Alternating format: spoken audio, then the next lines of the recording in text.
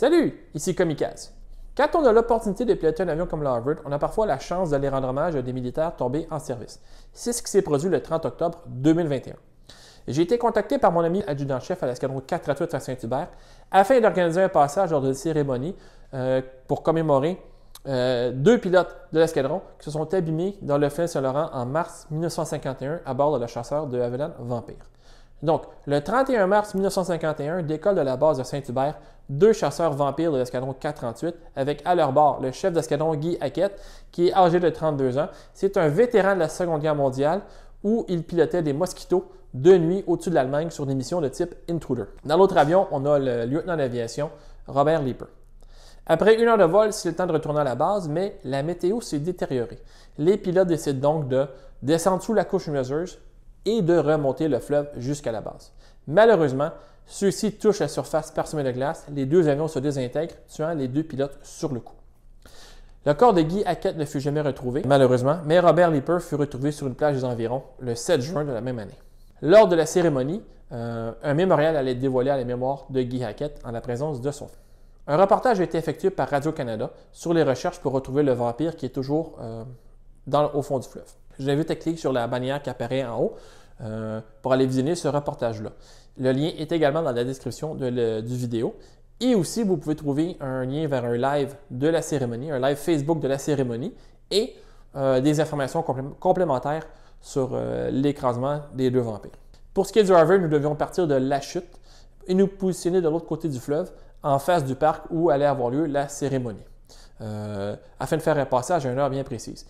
Et les militaires étant réputés pour la précision de leur horaire, j'avais un peu de pression pour ne pas arriver en retard. Donc, en plus de ça, la météo ne semblait pas vouloir coopérer, mais finalement, une fenêtre est apparue pour nous permettre de faire le vol en toute sécurité. Il faudra par contre composer avec des bonnes rafales au décollage et à l'atterrissage. Je vous amène donc à la chute, dans le hangar, pour le briefing avant le départ. Suivez-moi. Hey, salut Fred, ça va? Mais toi? Oui, prêt pour aller voler? Toujours. Excellent. Aujourd'hui, on a un vol un peu spécial. On s'en va faire un passage pour une commémoration pour deux pilotes de l'escadron 438 qui sont décédés en 1951. Ils sont frappés avec des vampires, des avions des Havilland, des chasseurs monomoteurs, monoplaces. Oui. Et puis, ils sont tombés dans le fleuve au mois de mars 1951. Il y en a un qui a été retrouvé au mois de juin sur la plage, l'autre n'a jamais été retrouvé. Oui, effectivement. Donc, aujourd'hui, il y a une commémoration au parc, juste à côté où il y avait les citernes, quand il y avait l'usine d'électrique à Sorel-Tracy. C'est juste là. Donc, on a été invité par l'adjudant-chef du DIL à aller passer avec l'avion pour faire un passage pendant la cérémonie. Donc, on a une heure très précise pour y aller. Il faut être là entre 14h24 et 14h29, ça devrait bien fonctionner. Donc ici, j'ai la route, comme tu vois.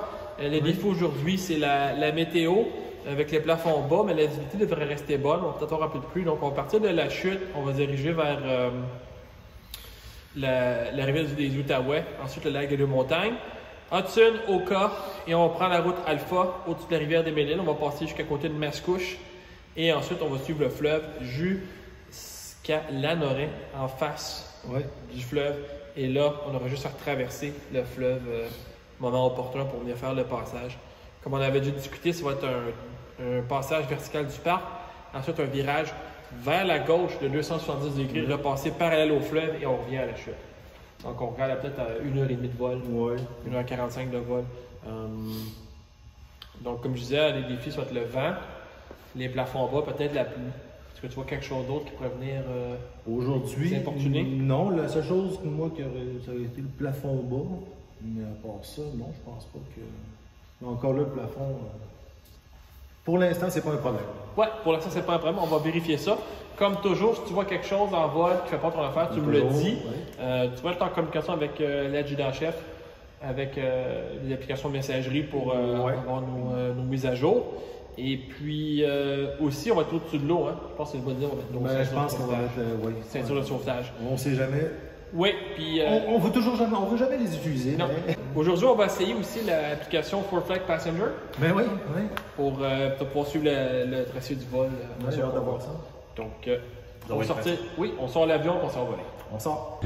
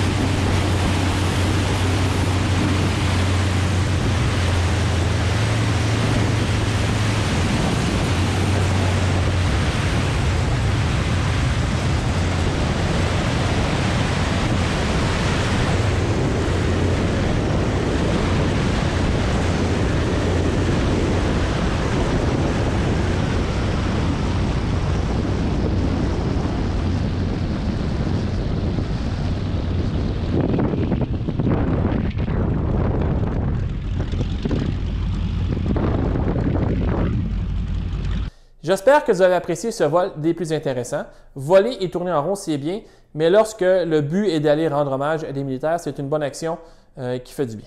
Vous avez peut-être remarqué l'atterrissage qui n'était pas de tout repos avec la turbulence, donc c'est le genre de choses qui va garder un pilote aux aguets. Si vous aimez ce genre de vidéo, n'oubliez pas de vous abonner, de cliquer j'aime et vous pouvez aller voir ma deuxième chaîne où je mets des vidéos qui n'ont rien à voir avec l'aviation. Donc peut-être que c'est quelque chose qui peut vous intéresser. J'ai aussi un magasin Redbubble, le lien dans la description, où il y a des produits à l'effigie de l'avion qui sont en vente. Donc si jamais vous avez envie d'afficher vos couleurs, c'est l'endroit où aller. Sur ce, je vous dis à la prochaine!